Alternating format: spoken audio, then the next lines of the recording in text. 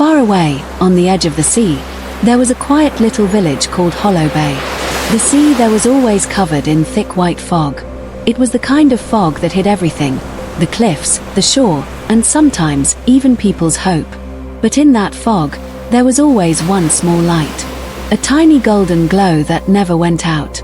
That light came from the old lighthouse on the cliff, and it was kept alive by a man everyone called the Lantern Keeper.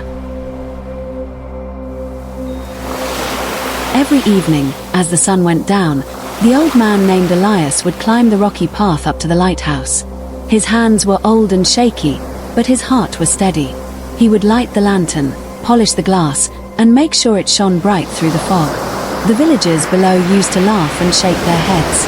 "Why does old Elias still light that lantern?" they'd say. "No ships come here anymore. The harbor's been closed for years." But Elias never stopped. Every night, he climbed. Every night, he lit the light. Because deep down, Elias knew the light still mattered. A young woman named Myra came driving through the village. Her car broke down on the road one stormy evening, when the wind howled like a crying child over the cliffs, and she had nowhere to go. Through the thick fog, she saw something, a small, warm light shining far away. Cold and scared, she followed it. Step by step, up the slippery stones, until she reached the lighthouse. Inside, she found Elias, the Lantern Keeper, lighting the flame once more. "Myra, who are they?" "Elias, they're the ones who never found their way home. Sailors, travelers, loved ones who were lost in storms long ago. They wander in the dark, until the light helps them rest." Myra's eyes filled with tears. For the first time, she understood. The lantern was not just a light. It was hope. The next morning, when the fog began to lift, Myra found Elias sitting quietly by the window. She asked him, "Why do you keep lighting the lantern every night, even when no one is watching?" Elias smiled softly.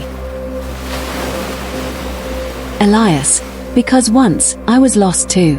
Many years ago, my wife's ship sank out there, in that fog. I lit this lantern hoping she would see it, hoping she'd find her way home." He looked out toward the endless sea. "Elias, maybe she did.